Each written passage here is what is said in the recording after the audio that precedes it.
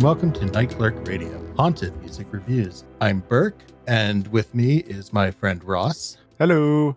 Hey Ross, how you doing? I'm very excited about this episode. Yeah. This is more than just Vaporwave on this podcast, and so now we're exploring the darkest realms of music with dark ambient and dark jazz. Yeah, and dark ambient is really, I think we've talked about this a little bit last episode, but is really one of the pillar genres of this podcast, these discussions and what we want to do. It really is literally, I'll let you talk about it in more detail, but it really is sort of the haunted and haunted music reviews, right? Like this is really what we wanted to do most of all. So this is really exciting. Yeah, we've already talked about Vaporwave, and I've explained why Vaporwave is haunted, or we've explored Vaporwave being haunted, because that's about being haunted by a recent past and the futures that never came. But dark ambient is haunted because it pulls us into a subtly horrifying realm. I see it as kind of a form of catharsis. It's for late night walks, study sessions, and all the quiet nights we experience, because you're putting yourself through a journey into some dark place. It's a very environmental based music. A lot of the best albums for dark ambient are very much themed on a type of place, whether it's like a ruined castle, a derelict spaceship, temples to forgotten gods, or post-apocalyptic wastelands. It's very thematic in that idea. And it's also connected to Vaporwave because dark ambient is, I mean, a lot of people consider it adjacent to industrial and metal, but it's far slower, more contemplative, part Nine Inch Nails and part Brian Eno, because Brian Eno is obviously, the god of ambient. Absolutely. And Brian Eno connects us to Windows XP startup sounds, which connects us to Vaporwave. So, there's your 6 degrees to Vaporwave link for dark ambient. But yeah, it's all about being in a different place, and this place is not a good place. It's a horrifying place. It's often compared to horror movie soundtracks, and a lot of horror movie soundtracks could qualify for dark ambient, at least part of the titles. I mean, obviously the music for the scene where the monster kills people is very loud and would not qualify, but the scenes where the protagonists are exploring Silent Hill or nightmarish place they're traveling, that would be the music that to accompany it. Yeah, for me it's almost any ambient background, like instrumental piece. I guess it doesn't have to be instrumental, but that's usually what I listen to, that just creates that sense of foreboding dread. So it doesn't have to be dark in terms of like timbre or musical composition, because I actually think a lot of, we can get into this a little bit more later, but a lot of like Twin Peaks soundtrack is dark ambient, because Twin Peaks is like, spoilers, the super fucked up town, but you've never seen the 30-year-old show. Yeah. But the music is like, because it's also mocking soap operas, a lot of the music is like a little more coy and like playful, but that juxtaposed against the reality of the town that is dark to me. It's dreadful. Yeah, the facade of normality exactly hides the evil within. Yeah, no, I mean, that's the thing, is like going to some nightmarish realm, even whether it's Twin Peaks, going what's behind the door, or some fantastical realm like the Plateau of Ling, that sounds terrifying, but it's soothing in a way, even as it creates dread. Yeah. We're at least escaping from mundane reality. I mean, Twin Peaks may be a small town, but at least it's interesting. I mean, you may end up getting murdered or horrified by what you find out there, but it's an escape from dealing with day-to-day life. Small price to pay to get out of the suburbs. You get haunted by a evil demon. Both the albums we're going to be reviewing are connected to a record label that we're going to be exploring a lot in future episodes, Cryo Chamber. And there's an article, an interview with the record label owner, who's also an artist, Simon Heath, or Atrium Carceri, as his performing name is. The interviewer brings up this really interesting comment. An insightful commenter on one of your YouTube videos made a point about the appeal of dark ambient music. In that dark place, happy music only reminds you of what you don't have, making you even lonelier. Music like this, it's like having someone there, someone who isn't trying to perk you up, someone who just listens. That describes this channel to perfection. I kind of like that. I like that a lot. Yeah, so definitely check the show notes for that interview. It's really interesting. Yeah, he gets into a lot of the business of it, and why Cryo Chamber, he's specifically coining the sort of new term cinematic dark ambient, which, I mean, to be fair, I'm more familiar with his record label stuff than other dark. In fact, I'm going to have to make an effort to go out of Cryo Chamber's very extensive catalog to find other dark ambient artists. But it's a very common, as I was reading the show notes for this, I was like, wait, So all this I'm describing seems to be just what Cryo Chamber's doing, like going to fantastical places. It's very environmental. But do other dark ambient artists do that? And so I looked around, and it seems a lot of them do that. Like, oh, you're in a forgotten spaceship that's now a temple to the gods of chaos or something. And so it's very common, but yeah, that's something we're going to have to explore in future episodes. That's sort of interesting because as a contrast to Vaporwave,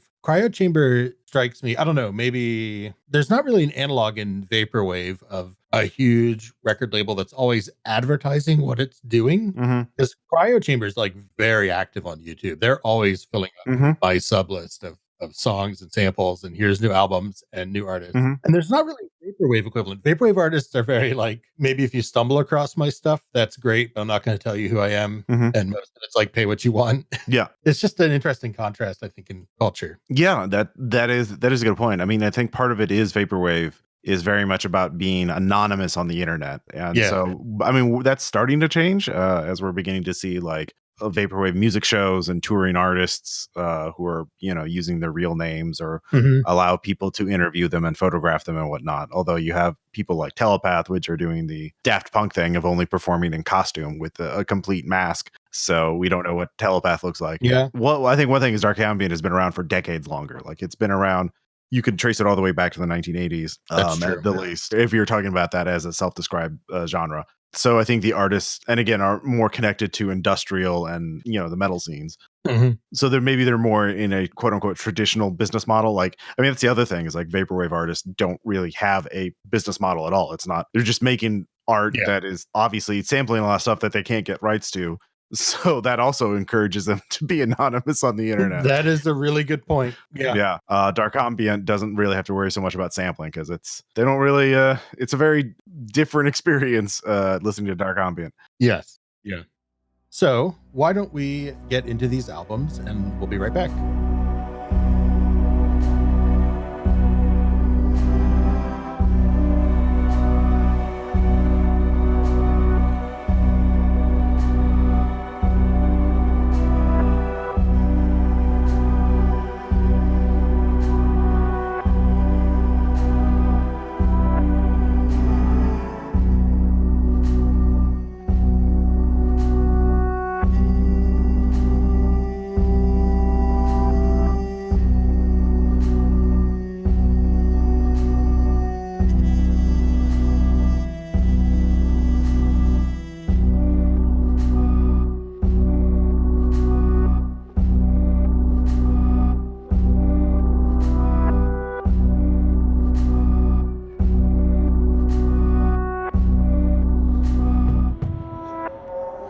So our first album tonight is Miles to Midnight by Atrium Carceri, City's Last Broadcast, and God Body Disconnect. It was released last year and is obviously a collaborative album between, those are three separate artists, and Atrium Carceri is, of course, Simon Heath, the man who runs Cryo Chamber, and then City's Last Broadcast and God Body Disconnect are two artists on his label. This is a dark jazz album. And dark jazz is, like Vaporwave, there are subgenres of dark ambient, and dark jazz is considered probably the most prominent subgenre of dark ambient. You might consider it a separate genre entirely. I guess it's like the lounge music as you're waiting in purgatory, waiting to either go into hell or heaven, or it's very Twin Peaks is cited as sort of a prominent inspiration, or the sound of Twin Peaks is cited as a major inspiration for dark jazz. It's basically jazz, but darker. So Miles to Midnight is also a concept album about a haunted hotel. So obviously for me, because I am writing a role-playing game about a haunted hotel, more or less. True. I was very interested in this. Yeah. In this haunted hotel, private detective goes back to figure out one last case. And the album art for it is, of course, very evocative of this, towering building in the mist and a single man standing in front of it. So the first sample that we listened to was Miles to Midnight, the title track of the album. And obviously this is for me, I love this album. I have listened to this dozens of times. I actually bought it before the podcast was even launched. Mm-hmm. I cannot get enough of it. So I'll probably be listening to it 2 years to come. It gives this feeling of, it just gives a very noir feeling, I guess. Yeah. The way I want to describe it, because it's like a haunted noir movie. Mm-hmm. So it's kind of a hybrid between horror and film noir. And so you have these musical leitmotifs of that are reminiscent of jazz, especially the noir one, with the slow drums, with the brush drums and Mm-hmm. towards the beginning. But this album is of course all about the journey, and they do some interesting things in terms of like going from dark jazz at the very beginning and that how the music changes track by track. And if you look at the track titles, you can see that it sort of matches this detective's journey through the hotel itself. And the music sort of evolves or metamorphosizes into dark ambient. Overall, I loved it. We'll talk about specific tracks in a second. But Burke, what are your thoughts? Yeah. So I will first say that I'm not surprised. I like this album a lot too, but I'm not surprised you do. I think as people get to know you over the course of this podcast, they will look back on this as one of the most on-brand albums that we've done for you. Yep. Yeah, so I have a lot of thoughts about this album we can work through. So the first thing is I do not listen to as much dark ambient and dark jazz as you do. So I had not really listened to this. So the first thing that surprised me was how not ambient it was. Because when I think of ambient, the kind of ambient I listen to is like the most structured is probably like Boards of Canada. Mm-hmm. And then it goes all the way down to Stars of the Lid, where it's like a 15-minute song and they change notes maybe 4 or 5 times over that song. So it was really nice to hear, especially after listening to so much Vaporwave and Synthwave, to hear actual instrumentation, actual compositions. That was super refreshing. It was really cool to hear actual drums, not sample drums. Like this is clearly a person at a kit playing, both because the brush stuff that you're talking about is very hard to do in samples. And then there's just a lot of what's called comping, where you kind of just lightly fill in space over some like jazz ostinato. And that's also very hard to make feel real authentic with samples. So there's no replacement for human musicians as much as I love Vaporwave. I mean, sampling is is going to be different than the actual thing, and they can't replicate, and they shouldn't. No. Yeah, I agree. I mean, it's a valid choice to sample, but it's not the same as using the real thing. Exactly. I have nothing against sampling. We'll talk about the importance of sampling probably in a few episodes. But it's just was really refreshing. Mm-hmm. And then my second thought was listening through the album is I love the progression of a concept and getting that concept across entirely just through instrumentation, because a lot of concept albums are like rock albums. They have lyrics and there's something to interpret. And this sort of has to tell its story through the kinds of songs they write. So it has that come into the lobby. Here's your lobby music. We got some gentle drums and some nice, dark, creepy, but still jazz, still music. Yeah, it's foreshadowing what's to come, but like it's the veil of mundane reality hinting at something more. I mean, the Miles to Midnight opens up with this sort of rumbling audio soundscape, and then it gradually transitions into the jazz music. It kind of builds up for release for the horn. Yeah, it's very slow, but it kind of unrelenting. It's building up this kind of pressure. It's going to get released. It's going to be the sort of disintegration of this poor detective. He is not having a good time. You can tell he is not going to have a happy ending in this story. Talking about other ambient, obviously Boards of Canada was another major thing of my taste for music. Yeah. A lot of ambient that I've listened to, like Cryo Chamber, I think is one of the reasons why I like dark ambient sort of at all, because a lot of ambient, especially dark ambient, gets too, I don't like drone. Like if it's too similar and too consistent, there has to be enough for it to be interesting, but not so much that it overwhelms me. And drone, if it's too similar, if it's too consistent, I begin to notice it more, and I don't like that. But as we move on into like these early tracks, the A side of the album, like 1,000 Empty Rooms, you get this white noise, the piano. It's very languid, dripping with atmosphere. Notes are lingering for a long time. I really like that. And it's really sort of once we get to the scene of the crime that things begin to transition to the second half of the album with the, like, there's more like field recording or sound effects that they use of the sort of hints of broken broken and whining, rusting machinery, metal scraping, a bit of guitar, I think, in Scene of the Crime, and then some clanging pipes. I like that as the further we get in the album, the more field recordings and sound effects come in. Yeah. One thing that's also interesting that I thought about the album in a way is that this music aspect of it, like they introduce more field recording, but the music aspect of it also feels like it shifts from, if you want to talk about it in terms of film soundtrack, from like a diegetic, like you can imagine walking into a creepy lobby and hearing this creepy lobby music. And it'd be weird for a hotel to play that, but it's believable. But later, when there are field recordings, the actual music composition side of it feels then more like a soundtrack. Like it's more coming from outside of the experience and kind of enclosing it. And I think that's sort of an interesting move to make things feel more dreadful because you're moving out of reality into this world where there's creepy noises emanating from outside of it. Yeah, exactly. It's all about this transition. You know, we've established this one set of motifs, we established this one style of music, and now we're going to change everything up. We're going to pull the rug from underneath you. You know, we get to floor 6, please, which is, you know, the middle of the album. There's a lot of rumbling of machinery, obviously evoking, you know, an elevator, quite literally. And we have these lovely chimes, and the drums are back for a little bit with a bit of piano. Then we get to the other lobby, and that's where we get to the ambient side of the album. Because there's a lot of field recordings in this. There's sort of whirring, wobbly electronic noise and vinyl scratches. The other lobby is very otherworldly. Ties into hauntology because we're getting vinyl, you know, these scratches and the sound of broken recordings, you know, broken sound. And as obviously the detective is in the broken version of reality, you know, whether he's in hell or Silent Hill or wherever, it's not the good version of the hotel. If you thought it was bad now, this is the bad place. But yeah, I think our next sample is actually coming from the track after that. Sorry, Sir, You Were in the Wrong Room, which I think is the darkest track on this album. There's a very dissonant piano. It's very foreboding.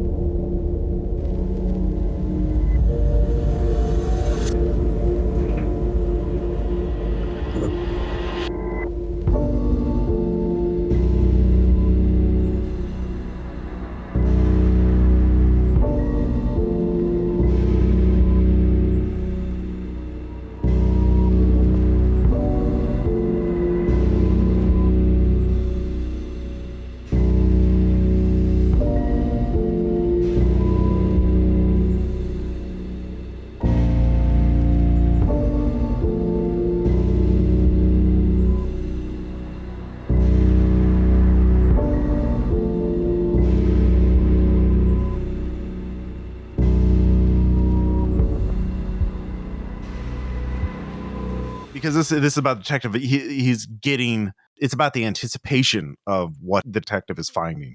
It's not the actual, you know, the discovery itself. It's dreading what is to come. And I like this feeling of tension and anticipation that you get in this track. After we get done with Sorry, Sir, You're in the Wrong Room, the sleep ensemble is really the most otherworldly one because we get this kind of foghorn sound.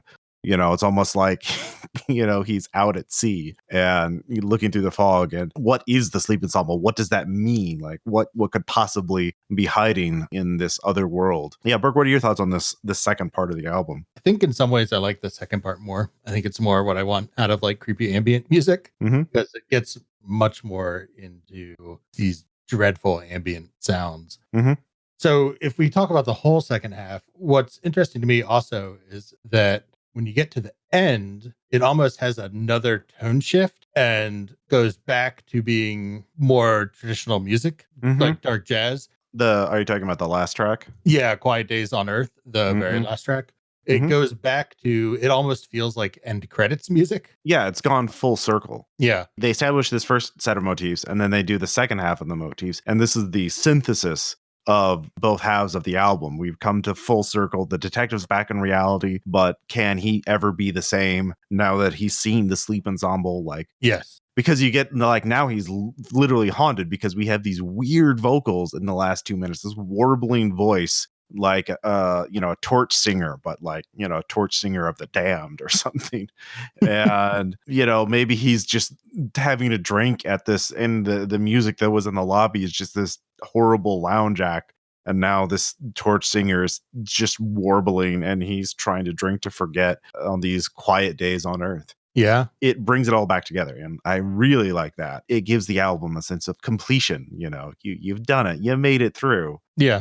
But it almost loops back around. So one thing I wanted Mhm. to ask you is that sometimes we talk about you're more likely to listen to albums on loop for extended periods of time, I think, than I am. Yeah, I don't do it all the time, but I have done it to like see how much I like an album, like how long can I listen to it. Yeah. Interesting. How does does that transition through like noir, dark jazz to like really dark ambient, almost near drone, back to dark jazz, and then the album starting over? Does that work for you? Or does does the fact that it has like this story narrative to it kind of make that more difficult than, say, a Vaporwave album? Yeah, that's a little more difficult. Okay. It's a pretty noticeable journey for me. Okay. I do like to put it on mixes and I will come back to it frequently. Like I will listen to this, then listen to some other dark ambient and come back to it. Yeah. Lo-fi music, I could do that. Lo-fi hip hop, 24/7. Sure. I could put the same mix on that forever and like never notice it. Absolutely. There's one person on YouTube who makes mixes, and his mixes are like, oh, it's an hour long, but it's really a 30-minute mix. And then you just like, he just repeats it. He doubles it every time. And I didn't notice it for the longest time. And like, wait a minute, this is the exact same track. It took me like days of me listening to this person's tracks to like notice that. That's pretty funny. I would definitely notice it because that warbling voice alone, like it really calls out. There's some really unique moments in this album. Yeah. The opening track, especially that opening beginning from the environmental noise to the jazz music. Mm-hmm. There's a lot. And then again, that's sort of like the other lobby when you have this break. It almost doesn't sound like music at all. Like it's almost entirely just field recording. Obviously, I really like that. Yeah. I mean, overall, I think this album is about mystery and futility. Cosmic revelation doesn't change everything, doesn't change anything. As we go from the sleep, we go from the cosmic horror of the sleep and stuff. Whatever the detective was trying to learn, he learned. But then he goes back to the quiet days on Earth, and it's only a little different. All that pain and misery that you suffer through doesn't mean anything. We're still stuck in the bar. It's like you've changed, but the world hasn't. Yeah, exactly. Yeah. And that's what I really like about it. That's interesting. That sort of makes sense because that's how I felt, because this final track has such a sense of finality to it. Yeah. That I didn't imagine it looping around very well. Mm-hmm. Dark ambient is not a genre I can really listen to the exact same track over and over. Yeah. Fortunately, there's so much out there. You never hear the same thing twice. Mm-hmm. I highly recommend this album. I think it's worth listening to, worth buying, help support the artists. Absolutely. I also really like this album. I would suggest anyone give it a listen. All right, so let's move on to our next album.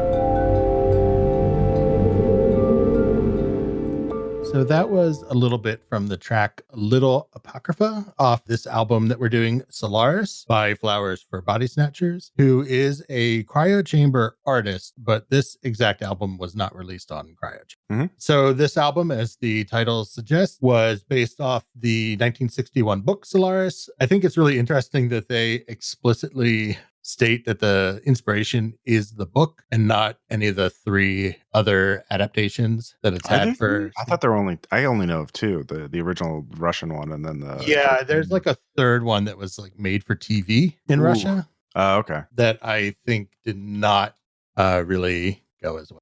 Mm-hmm.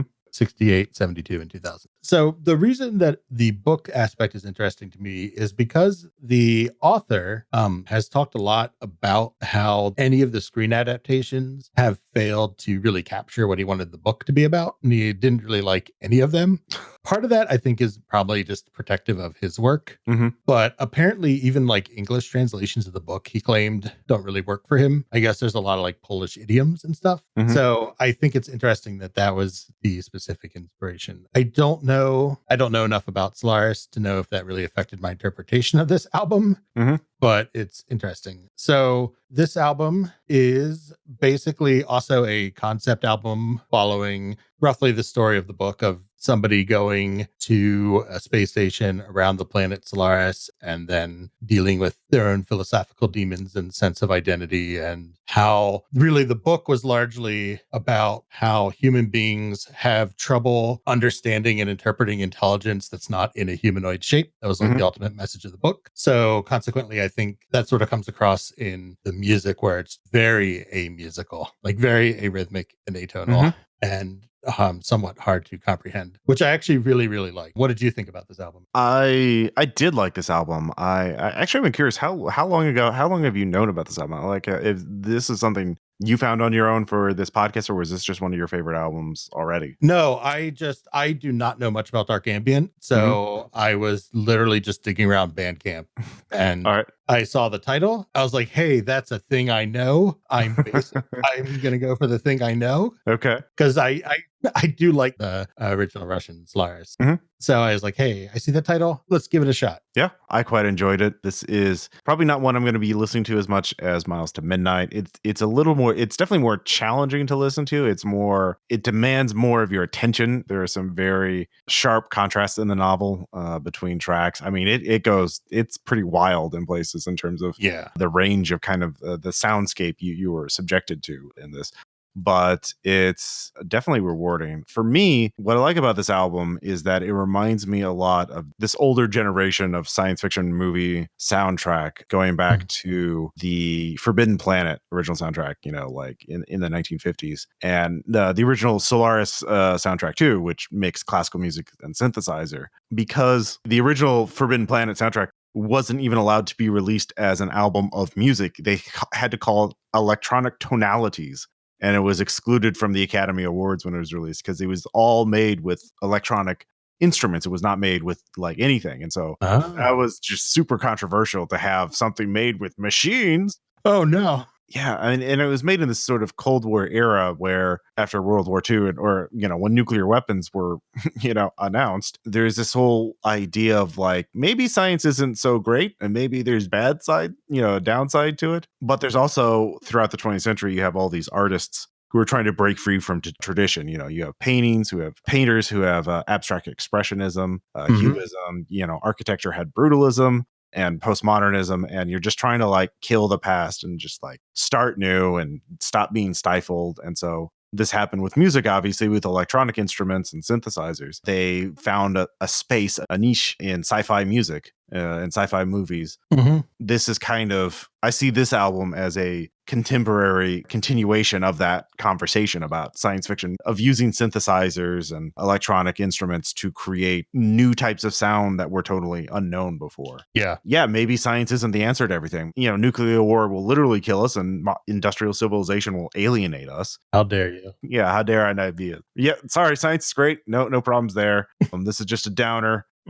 Solaris still speaks to us because it's still relevant, oh yeah, because a lot of the subtext is not just that we can't understand an alien, we can't understand each other. Yeah, absolutely. Or ourselves. The Cold War's over, but we're still on the brink of extinction. We're still being alienated by our own technology. And so this is still speaking to like, yeah, no, we haven't ended history. We haven't ended any of this. It's all going on. And we're all just dealing with some shit. Everyone dealing with some shit, Ross. Yeah. So this album is relevant because of that. Like, it's still speaking to this profound weirdness that we experience through science, and science fiction is a way to express that. Yeah, I agree completely. I think this album is a reflection of existence. Makes sense, especially in 2019 when we're recording this, because I don't know, this album, I like it. I'm glad I picked it, but it is a harrowing listen. Like, parts of it are just hard to make it through. Yeah. Because it's very abrasive. Yeah. Abrasive's a really good word for it. Purposefully, and it's well done, right? So like, you can be abrasive for the sake of being abrasive and be unlistenable. I don't think this is unlistenable. No. I think it's because there's like a pacing to the album. It doesn't quite move in a clear arc like Miles to Midnight, but it does have shifts in tone. So there are tracks that do sound like traditional film tracks, I would say, in that they have actual instrumentation. They sound like a song. Yeah. There's some orchestral elements, there's some. Yeah, like really lush strings and stuff that come through and are really nice to listen to. There's other tracks that are just this barrage of droning and beeping and these synths with like really dark patches. It's honestly amazing. Like those are actually probably some of my favorite tracks. And there are a few that like blend both of those elements, but I really like the abrasive ones. I think partially to mention him again is because they do feel very Lynchian, especially with all the science sound effects, because he was really into that. So if you watch, the best thing you can do actually is watch Eraserhead on a good sound system or like with headphones, because the sound design of that movie is ridiculous. It's got so much just like electrical, like buzzing and zapping, and it's like panning around you, and it's just all over the place. And I really, really like that. Yeah, panning, I mean, that's another thing that they do a lot on this album is kind of a lot of sort of stereo effects to sort of give you a sense of space. I mean, Yeah. I think a lot of the tracks on this are sort of evocative of like scientific instrumentation, like sonar, beacon sounds, it's like a bunch of machines working to analyze the alien planet Solaris. Yeah. Or things of that nature. Same along those lines is, I think the most, for me, haunting of those machine sounds is just that low electric hum of just being around a large power source. I don't know if anybody's ever done that, but if you walk by like a power station, like a a substation, yeah, or anywhere in like an industrial building, it can be so loud and so low frequency that you like really feel it in your body. And I think that's what this album hits sometimes. You also get like, I mean, some things that I like when I was listening to this, I took notes. Like one of the tracks, Monophonic Conversation, reminded me of Whale Song, and I think that's intentional. So like, there's a biological component to this. Yeah, it is a very organic being, and it is technically like an ocean. Also, I haven't read the novel, so I've only seen the Clooney movie. Oh, no. Yeah, I didn't even see the good movie version of it, quote unquote. But yeah, you get this wild contrast in tracks, and some of them are abrasive and some of them are very like almost seductive in like their lushness, and they're like, this is great. This would be perfect for a movie soundtrack or something. Because again, we keep going back to movie soundtracks, but these albums are both very deliberately cinematic. Miles is a conceptual movie that doesn't exist but could. And this is literally a novel that was turned into a movie several times. It's okay to like a track and not want to listen to it a lot. Yeah. So let's give people an example of what we're talking about. So here's a sample of something I would call more abrasive.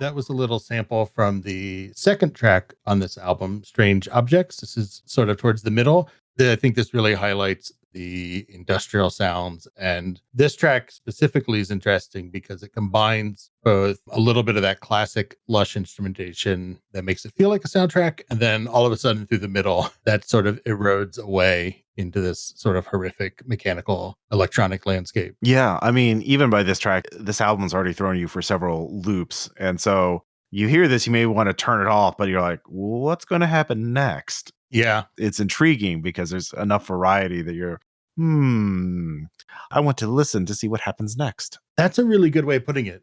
During this whole album, I was almost like, oh, what are they going to do next? Like, because it doesn't have, like I said, that story arc like Miles to Midnight. You don't have any idea what's going to happen. And through the use of that stereo effects you're talking about, you don't even know where the sound's going to come from next necessarily. So if you're just sitting there with headphones, it's like very tense of where you're going to be taken. I mean, you get other, like later on, you get like little apocrypha. You get these lovely chimes that I quite enjoy. And I mean, you can sense sort of a storyline implicit in some of them. Like I think in Dominion, there's definitely a sense of conflict in there, like a battle of wills between two figures. I find it quite interesting.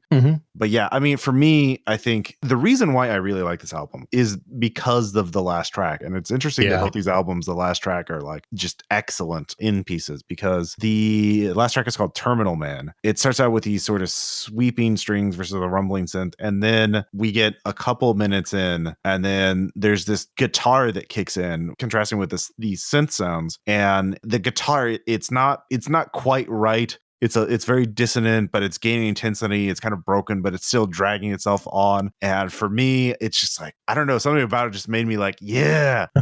I get this image of a terminal man, someone who is, terminal, but is refusing to give up and struggling through to the end. And I mean, this whole album was worth it just for that part, because it's quite moving. It's quite passionate. Yeah. I cannot get enough of that. But if you did a whole album like that, that would get boring. You need this whole album to lead up to that. So I would definitely put that one Terminal Man on a mix of just that, because I've already listened to the whole album. I could just get that sweet little part. But like, I'm definitely going to listen to this album just so I can get to Terminal Man. Slip that in on the aux when you're on your next road trip. Yeah, essentially. I was like, yep, we're definitely listening to this. I will not be taking any questions. No, just focus on the road. Yeah. It is interesting that both albums, I think, have such a strong closing statement. That's probably just the design of a good album, honestly. But I think that both really go out on probably their strongest note. You agree with me on Terminal Man? Oh, yeah. Terminal Man is an amazing track to sit through. Because not just the later guitar and synth coming in kind of out of nowhere, but like it feels like it starts to speed up and like lurch forward, and everything kind of like is pulling you somewhere. There's this, it starts to, these synths start to grow in, and more of that electronic landscape, and then it just ends. It's perfect. It's a perfect ending. It really is. And so I'm so glad, out of all the albums you could have chosen from, you chose this one. To recognize the name. That was good. Apparently, really good criteria. I know only the best things, Ross. So yeah, another recommendation. It's not, again, something I'm going to put on heavy rotation like Miles to Midnight.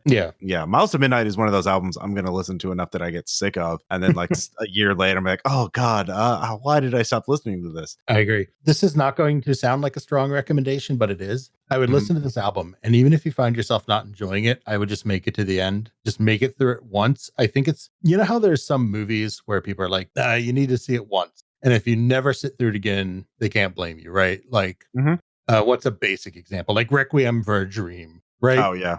That's worth watching once because it's a fantastic film, but it's okay if you never want to watch it again. You don't want to get your soul crushed that much. But you should at least experience it once. And that's how I feel about this album, which I guess is, I don't know, maybe that's not accurate recommendation, because I probably would listen to this again. I mean, I think part of the pleasure you get from listening to music is to listen to something new. And like, certainly both these albums are very different from each other. And they kind of show the sort of the breadth of dark jazz and dark ambient. But Solaris is just, I mean, you're going to get a lot of different sounds in a relatively short period. Each album is less than an hour long.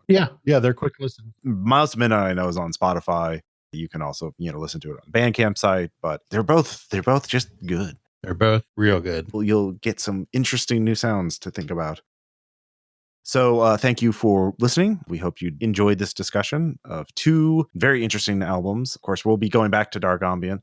In the next episode, we're, of course, going back into the Vaporwave mines. Yes. Talk one of the more popular and one of the more numerous subgenres of Vaporwave, Mallsoft. Mallsoft, it's not just a muzak. There's a lot more to it. I'm quite eager to get to that. Yeah, that'll be a really nice discussion of diving into some of the core values, I would say, of Vaporwave. And it's also a very haunted genre because all malls are haunted by the specter of capitalism. Oh, shit. So, of course, you can find us on Twitter at Nightclerk Radio. You are at Ross Payton. I am at Burke McBurkinson. This is all in the show notes. Please be sure to rate and review us on Apple Podcasts or whatever podcast app you use. That really helps. And tell your friends if you like this episode. Be sure to share it on social media if you can. We appreciate your comments, and your likes, and your subscriptions. So thank you so much for listening. Thank you, and stay haunted.